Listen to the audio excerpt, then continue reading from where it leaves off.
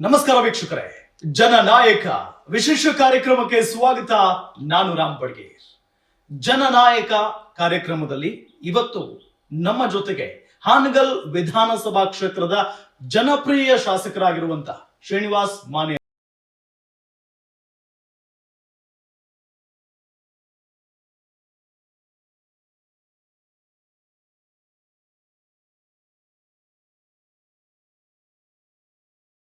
ನಾಯಕ ಕಾರ್ಯಕ್ರಮವನ್ನ guarantee news ಹಮ್ಮಿಕೊಂಡಿದೆ ಅಂತ ಅಂದ್ರೆ ಪ್ರತಿಯೊಬ್ಬ ಶಾಸಕರು ಕೂಡ ಎಲೆಕ್ಷನ್ ಸಂದರ್ಭದಲ್ಲಿ ಆಯಾ ಕ್ಷೇತ್ರದ ಮತದಾರರಿಗೆ ಒಂದಿಷ್ಟು ಭರವಸೆಗಳನ್ನ ಕೊಟ್ಟಿರ್ತಾರೆ.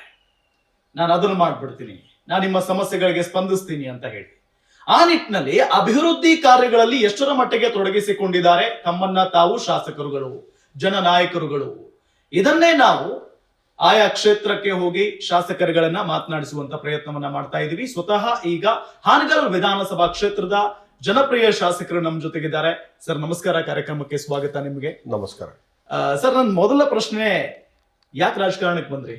ಬಹಳ ಕಷ್ಟ ಈ ಪ್ರಶ್ನೆಗೆ ಉತ್ತರ ಕೊಡ್ತಕ್ಕಂಥದ್ದು.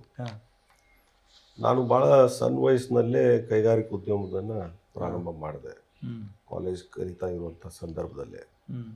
ಸೊ ಅಲ್ಲಿ ಎದುರಿಸ್ತಕ್ಕಂಥ ಚಾಲೆಂಜಸ್ಸು ಈ ಗವರ್ನೆನ್ಸ್ ವಿಷಯದಲ್ಲಾಗಲಿ, ಡೆವಲಪ್ಮೆಂಟ್ ವಿಷಯದಲ್ಲಾಗಲಿ,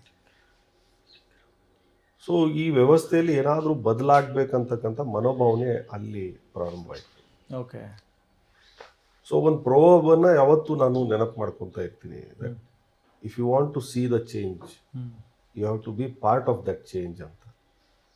ಸೊ ಆ ದೃಷ್ಟಿಯಿಂದ ನಾನು ಕೂಡ ಈ ವ್ಯವಸ್ಥೆಯಲ್ಲಿ ಹೋಗಿ ಜನಸೇವೆ ಮಾಡಬೇಕು, ಆಡಳಿತದಲ್ಲಿ ಏನಾದರೂ ಬದಲಾವಣೆ ತರಬೇಕಂತಕ್ಕಂಥ ಒಂದು ವಿಶ್ವಾಸದಿಂದ ನಾನು ರಾಜಕಾರಣ ಕಡೆ ಬರ್ತಕ್ಕಂಥದ್ದು, ಒಂದು ವ್ಯವಸ್ಥೆಯಲ್ಲಿ ಬರ್ತಕ್ಕಂಥದ್ದು ಒಂದು ಸ್ಥಿತಿ. ಓಕೆ ಸರ್, ರಾಜಕಾರಣಕ್ಕೆ ಬಂದ್ರಿ, ಅದಾದ ನಂತರ ಒಂದಿಷ್ಟು ಏಳು ಬೀಳುಗಳನ್ನ ನೀವು ಕಾಣ್ತೀರಿ. ಫೈನಲಿ ಈಗ ಶಾಸಕರಾಗಿದ್ರಿ ಹಾನಗಲ್ ವಿಧಾನಸಭಾ ಕ್ಷೇತ್ರಕ್ಕೆ. ಏನ್ ಕೊಟ್ರಿ ಸರ್ ಹಾನಗಲ್ಗೆ? ಇವತ್ತು 2023 ಚುನಾವಣೆ ಸಂದರ್ಭದಲ್ಲಿ ನಮ್ಮ ಪಕ್ಷದ ಪ್ರಣಾಳಿಕೆ ಮತ್ತು ನಮ್ಮ ಪಕ್ಷದ ಗ್ಯಾರಂಟಿಗಳು ಇವತ್ತೇನು ಭರವಸೆ ಆ ಸಂದರ್ಭದಲ್ಲಿ ಕೊಟ್ಟಿದ್ರು, ಕರೆಕ್ಟ್.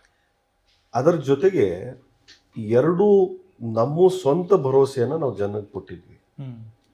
ಒಂದು, ಸುಮಾರು 30-40 ವರ್ಷಗಳಿಂದ ಅದು ಸರ್ಕಾರಿನ ಜಮೀನಾಗಿರ್ಬೋದು ಅಥವಾ ಖಾಸಗಿ ಜಮೀನಾಗಿರ್ಬೋದು, ಗ್ರಾಮಕ್ಕೆ ಹೊಂದ್ಕೊಂಡಿರ್ತಕ್ಕಂಥ ಜಮೀನಿನಲ್ಲಿ ಬಡವರು 30-40 ವರ್ಷಗಳ ಕಾಲ ಮನೆಯನ್ನು ಕಟ್ಟಿಕೊಂಡು ಅಲ್ಲಿ ವಾಸ ಮಾಡ್ತಾ ಇದ್ದಾರೆ.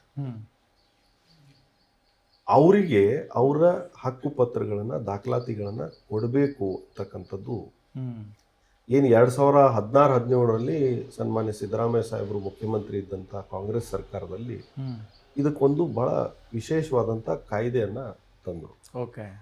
ಸೊ ಆ ಕಾಯ್ದೆ ತಂದರೂ ಕೂಡ ಮುಂದೆ ನಮ್ಮ ಸರ್ಕಾರ ಬರದೇ ಇದ್ದಿದ್ದರಿಂದ ಅದು ಇಂಪ್ಲಿಮೆಂಟ್ ಮಾಡೋಕ್ಕಾಗಲಿಲ್ಲ.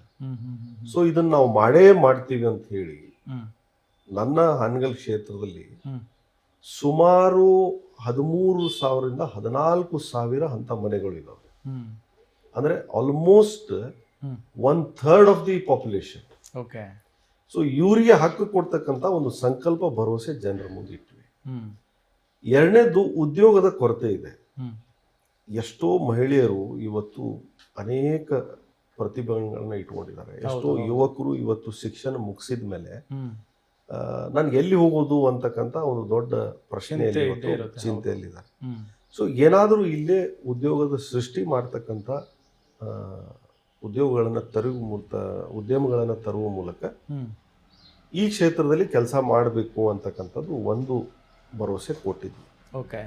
ತಮಗೆಲ್ಲ ಗೊತ್ತಿದ್ದಂತೆ ಈಗ ಹಕ್ಕು ಪತ್ರ ಕೊಡ್ತಕ್ಕಂಥದ್ದು ಇಡೀ ರಾಜ್ಯದಲ್ಲೇ ಚಾಲನೆಯಾಗಿ, ವಿಶೇಷವಾಗಿ ನಮ್ಮ ಕಂದಾಯ ಸಚಿವರಾದಂಥ ಕೃಷ್ಣ ಬೈರೇಗೌಡರು, ನಮ್ಮ ನಾಯಕರು, ಅವ್ರ ಜೊತೆ ನಾನು ಚುನಾವಣೆ ಆದ ನಂತರ ಈ ಥರ ತಾವು ಕಂದಾಯ ಸಚಿವರಾಗಿದ್ರಿ, ಇದನ್ನು ಮಾಡ್ಬೇಕಂದಾಗ ಅವ್ರು ಬಹಳ ಆಸಕ್ತಿಯಿಂದ ಮಾಡಿ ಈಗಾಗಲೇ ಇಡೀ ರಾಜ್ಯದಲ್ಲಿ ಸುಮಾರು 1,11,000ಕ್ಕಿಂತ ಹೆಚ್ಚಿಗೆ ಹಕ್ಕುಪತ್ರ ಕೊಟ್ಟಿದ್ದಾರೆ. ನಮ್ಮಲ್ಲಿಯೂ ಕೂಡ ಮೊದಲನೇ ಹಂತದ 1,000 ಹಕ್ಕುಪತ್ರಗಳು ತಯಾರಾಗಿದ್ದಾವೆ. ಇನ್ನು ಮಳೆಗಾಲ ಮುಗಿದ ತಕ್ಷಣ ಸುಮಾರು 6-7 ಸಾವಿರ ಹಕ್ಕುಪತ್ರಗಳನ್ನು ಕೊಡ್ತಕ್ಕಂಥದ್ದು. ಒಟ್ಟಾರೆ ಈ ವರ್ಷದಲ್ಲಿ ಸುಮಾರು 13,000 ಏನು 14,000 ಇದಾವೆ ಆ ಹಕ್ಕುಗಳನ್ನು ಸಬ್ ರಿಜಿಸ್ಟರ್ ಆಫೀಸಲ್ಲಿ ನೋಂದಣಿ ಮಾಡಿ ವಿತ್ ಟೈಟಲ್ ಡೀಡ್ ಇವತ್ತು ಕೊಡ್ತಾ ಇದ್ದೇವೆ. ಒಂದು ನಿವೇಶನ ಕನಿಷ್ಠ 4 ರಿಂದ 5 ಲಕ್ಷ ಇವತ್ತು ಅದರ ಬೆಲೆ.